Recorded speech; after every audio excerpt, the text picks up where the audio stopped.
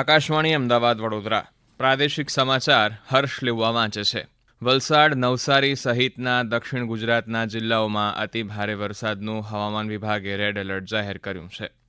ગઈકાલે દિવસ દરમિયાન રાજ્યમાં 74 તાલુકાઓમાં વરસાદ વરસ્યો. સૌથી વધુ ગણદેવીમાં વરસાદ વરસતા નીચાણવાળા વિસ્તારોમાં જળબંબાકાર. સુરતની લાજપોર જેલમાં રાજ્યમાં પ્રથમ વખત સ્માર્ટ સ્કૂલનો આરંભ કરાયો.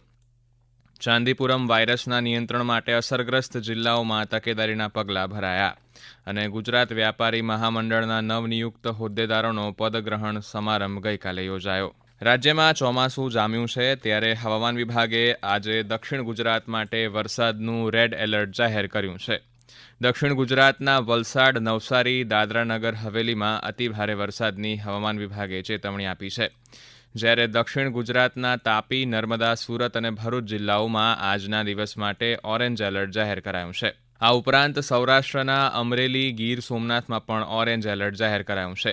સાથોસાથ ઉત્તર ગુજરાતમાં અને સૌરાષ્ટ્રના રાજકોટ, બોટાદ સહિતના જિલ્લાઓમાં યલો એલર્ટ જાહેર કરાયું છે. સમગ્ર રાજ્યમાં વરસાદી માહોલ જામી ચૂક્યો છે ત્યારે ગાંધીનગરમાંથી જાહેર થયેલા ગઈકાલ રાતના 8 વાગ્યા સુધીની વરસાદના આંકડા અનુસાર રાજ્યમાં 74 તાલુકામાં વરસાદ નોંધાયો છે, જેમાં સૌથી વધુ દક્ષિણ ગુજરાતમાં વરસાદ ખાબક્યો છે. નવસારીના ગણદેવીમાં રાત્રિના 8 વાગ્યા સુધીમાં 156 મિલીમીટર એટલે કે લગભગ 6.25 ઇંચ જેટલો વરસાદ નોંધાયો છે, જ્યારે વલસાડમાં 148 મિલીમીટર એટલે કે લગભગ 6 ઇંચ જેટલો વરસાદ નોંધાયો છે. અમારા ભરૂચ જિલ્લાના પ્રતિનિધિ વાહિદ મશહદી જણાવે છે કે જિલ્લામાં 24 કલાકમાં જંબુસર અને વાલિયામાં 1 ઇંચ વરસાદ નોંધાયો હતો. ધરતીપુત્રો દ્વારા રૂટિંગ શાકભાજીની સાથે સાથે હવે શેરડી, કપાસ, ડાંગર, કેળનો પાકની વાવણી શરૂ કરી દીધી છે. ભરૂચ જિલ્લામાં છેલ્લા 24 કલાકમાં વરસેલા વરસાદના તાલુકાવાર આંકડા જોવામાં આવે તો જંબુસરમાં 1 ઇંચ, આમોદમાં 17 મિલીમીટર, વાગરામાં 7 મિલીમીટર, ઝઘડિયામાં 2 મિલીમીટર, અંકલેશ્વરમાં 2 મિલીમીટર, હાંસોટમાં 5 મિલીમીટર, વાલિયામાં 1 ઇંચ અને નેત્રંગમાં 1.5 ઇંચ જેટલો વરસાદ નોંધાયો છે. સુરતની લાજપોર મધ્યસ્થ જેલ ખાતે કેદીઓ માટે 18 લાખ રૂપિયાના ખર્ચે નવનિર્મિત મહાત્મા ગાંધી વિદ્યાલયના સ્માર્ટ ક્લાસરૂમનું ગૃહ રાજ્યમંત્રી હર્ષ સંઘવીએ લોકાર્પણ કર્યું છે. આ પ્રસંગે ગૃહ રાજ્યમંત્રીએ જણાવ્યું કે રાજ્યની તમામ જેલોની સુરક્ષા કરતા જેલ પરિવારના સિપાઈ, હવલદાર અને સુબેદાર જેવા કર્મચારીઓના ભથ્થામાં નોંધપાત્ર વધારો કરવામાં આવ્યો છે. રાજ્યની દરેક જેલમાં કેદીઓને પૌષ્ટિક અને સ્વાસ્થ્યપ્રદ આહાર મળી રહે એવી સુવિધા કરવામાં આવી છે અને તેમના માનવાધિકાર સચવાઈ રહે એના માટે રાજ્ય સરકાર હંમેશા પ્રયત્નશીલ છે. સ્માર્ટ ક્લાસ વિશે તેમણે કહ્યું હતું કે પહેલીવાર લાજપોર જેલમાં બંદીવાન ભાઈઓ માટે સુવિધાયુક્ત લર્નિંગ ઝોન બનાવવામાં આવ્યો છે, જેના થકી જેલમાં સજા ભોગવી રહેલા કેદી ભાઈઓ પોતાનો અધૂરો અભ્યાસ પૂર્ણ કરી જેલમાંથી બહાર આવી શ્રેષ્ઠ જીવન જીવી શકશે. આ સ્માર્ટ ક્લાસ પ્રોજેક્ટ થકી અનેક બંદીવાન ભાઈઓના જીવનમાં શિક્ષણનો દીપક પ્રજ્વલિત થશે. અમદાવાદ જિલ્લાના મુખ્ય જિલ્લા આરોગ્ય અધિકારી ડોક્ટર શૈલેષ પરમાર દ્વારા બોગસ ડોક્ટર પકડવાની કામગીરી યથાવત રાખવામાં આવી છે.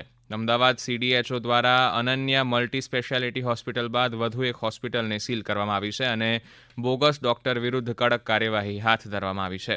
બોગસ ડોક્ટર મેહુલ ચાવડાની વધુ એક હોસ્પિટલ ઝડપાઈ છે. મોરૈયાની બોગસ હોસ્પિટલને સીલ કરાઈ છે. સાધનો લઈ ડોક્ટર સહિતના આરોપી ફરાર થઈ ગયા છે. આ બોગસ ડોક્ટર દર્દીઓ પાસેથી સારવારના નામે લાખો રૂપિયા ખંખેરતો અને લોકોના જીવન સાથે રમત રમતો હતો. અમદાવાદ મહાનગરપાલિકા દ્વારા ગંદકી કરતા એકમો સામે કડક હાથે કામગીરી કરવામાં આવી રહી છે, જે અંતર્ગત ઉત્તર પશ્ચિમ ઝોન સોલિડ વેસ્ટ મેનેજમેન્ટ શાખા દ્વારા 111 એકમો સામે તપાસ કરીને 91 એકમોને નોટિસ ફટકારીને 82,000થી વધુનો દંડ વસૂલ કરાયો છે. જ્યારે મહાનગરપાલિકાના ફૂડ શાખા દ્વારા ગત એક અઠવાડિયા દરમિયાન 447 એકમોની તપાસ કરીને 133 એકમોને નોટિસ ફટકારી હતી, તેમજ 2,95,000 કરતાં વધુનો દંડ વસૂલ કરાયો હતો. આ સમાચાર આપ આકાશવાણીના અમદાવાદ વડોદરા કેન્દ્ર પરથી સાંભળી રહ્યા છો. વધુ સમાચાર આપ અમારી વેબસાઇટ newsonair.gov.in/gujarati પર વાંચી શકશો. ચાંદીપુરમ વાયરસના શંકાસ્પદ સંક્રમણના કારણે સાબરકાંઠાના હિંમતનગરમાં સિવિલ હોસ્પિટલમાં 4 બાળકોના મોત થયા હોવાના અહેવાલ છે, જ્યારે 2 બાળકો સારવાર હેઠળ છે. તમામ શંકાસ્પદ 6 કેસોના નમૂના તપાસ માટે પુણેની NIV લેબમાં મોકલાયા છે. દરમિયાન સાબરકાંઠા, અરવલ્લી, ખેડા અને મહીસાગર જિલ્લામાંથી પણ ચાંદીપુરમના શંકાસ્પદ કેસ મળી આવતા આ વાયરસના નિયંત્રણ માટે ગાંધીનગરમાં ગઈકાલે આરોગ્ય વિભાગે સમીક્ષા બેઠક યોજી હતી, જેમાં સંબંધિત જિલ્લાઓમાં સર્વેલન્સ હાથ ધરવા આદેશ અપાયો છે. આ ઉપરાંત જે બાળકો શંકાસ્પદ ચાંદીપુરમ વાયરસના દર્દીઓ છે તેની યોગ્ય સારવાર આપવાની પણ સૂચના આરોગ્ય વિભાગે સંબંધિત જિલ્લાઓને આપી છે. આ અંગે જિલ્લાના મુખ્ય આપત્તિ આરોગ્ય અધિકારીએ વધુ માહિતી આપતા આ મુજબ જણાવ્યું હતું.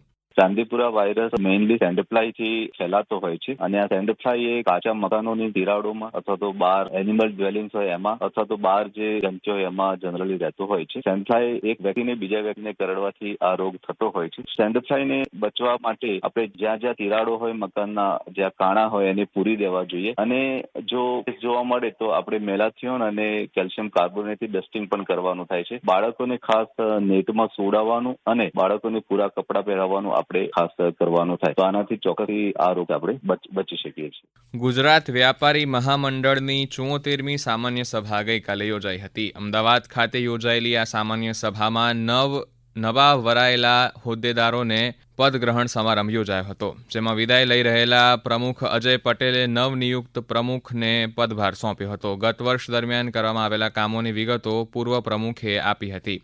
ગુજરાતભરના ઉદ્યોગકારો આ સામાન્ય સભામાં ઉપસ્થિત રહ્યા હતા. પોરબંદર પંથકમાં મેઘરાજાએ વાવણીલાયક વરસાદ વરસાવી દેતા પોરબંદર પંથકના ખેડૂતોએ વાવણીનું કાર્ય શરૂ કરી દીધું છે. પોરબંદર જિલ્લાના મોટાભાગના વિસ્તારોમાં ખેડૂતોએ પોતાના ખેતરોમાં રોકડિયા પાક, મગફળી, સોયાબીન અને કપાસનું વાવેતર કરી દીધું છે. અમારા પોરબંદર જિલ્લાના પ્રતિનિધિ મહેશ લુક્કા જણાવે છે કે પોરબંદર જિલ્લામાં અત્યાર સુધીમાં અંદાજિત 82,500 હેક્ટરમાં વાવેતર થયું છે, જેમાં સૌથી વધુ મગફળીનું લગભગ 65,000 હેક્ટરમાં વાવેતર થયું છે. હજુ અંદાજે 20,000 હેક્ટરમાં વાવેતર બાકી હોવાના અહેવાલ છે. ઉલ્લેખનીય છે કે પોરબંદર જિલ્લામાં તેલીબિયા પાકમાં સૌથી વધારે મગફળીનું વાવેતર થાય છે. ગત વર્ષે સારા વરસાદને કારણે મગફળીનું સારું ઉત્પાદન થયું હતું. પાટણમાં જિલ્લા શિક્ષણ અને તાલીમ ભવન ખાતે જિલ્લા કક્ષાની પોસ્ટર મેકિંગ સ્પર્ધા ગઈકાલે યોજવામાં આવી હતી. આ સ્પર્ધામાં આરોગ્ય શિક્ષણની 11 થીમ પર અલગ અલગ શાળાઓના 22 વિદ્યાર્થીઓએ પોસ્ટર બનાવ્યા હતા. અલગ અલગ શાળાને પ્રથમ, દ્વિતીય અને તૃતીય નંબર આપવામાં આવ્યા હતા. આ સ્પર્ધામાં ભાગ લેનાર વિજેતાઓને રોકડ પુરસ્કાર, સાહિત્ય કીટ અને પ્રમાણપત્ર આપીને સન્માનિત કરવામાં આવ્યા હતા.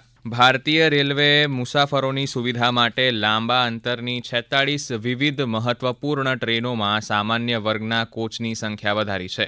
આ ટ્રેનોમાં 92 નવા સામાન્ય વર્ગના કોચ લગાવવામાં આવ્યા છે. આ ઉપરાંત 22 વધુ ટ્રેનોની ઓળખ કરીને તેમાં વધારાના સામાન્ય વર્ગના કોચ ઉમેરવાનું પણ આયોજન કરવામાં આવ્યું છે. નવા કોચ ઉમેરવાની વ્યવસ્થા જે ટ્રેનોમાં કરાઈ છે તેમાં Bhavnagar Bandra terminus superfast express, Veraval Bandra terminus Saurashtra Janata express, Bandra terminus Bhuj Kutch superfast express, Bhuj Dadar Sayajinagari superfast express સહિતની અન્ય ટ્રેનોનો સમાવેશ થાય છે. અંતમાં મુખ્ય સમાચાર ફરી એકવાર. વલસાડ, નવસારી સહિતના દક્ષિણ ગુજરાતના જિલ્લાઓમાં અતિભારે વરસાદનું હવામાન વિભાગે રેડ એલર્ટ જાહેર કર્યું છે. ગઈકાલે દિવસ દરમિયાન રાજ્યમાં 74 તાલુકાઓમાં વરસાદ વરસ્યો. સૌથી વધુ ગણદેવીમાં વરસાદ વરસતા નીચાણવાળા વિસ્તારોમાં જળબંબાકાર. સુરતની લાજપોર જેલમાં રાજ્યમાં પ્રથમ વખત સ્માર્ટ સ્કૂલનો આરંભ કરાયો. ચાંદીપુરમ વાયરસના નિયંત્રણ માટે અસરગ્રસ્ત જિલ્લાઓમાં તકેદારીના પગલાં ભરાયા અને ગુજરાત વ્યાપારી મહામંડળના નવનિયુક્ત હોદ્દેદારોનો પદગ્રહણ સમારંભ ગઈકાલે યોજાયો. આકાશવાણીના અમદાવાદ વડોદરા કેન્દ્ર પરથી પ્રાદેશિક સમાચાર પૂરા થયા. નમસ્કાર.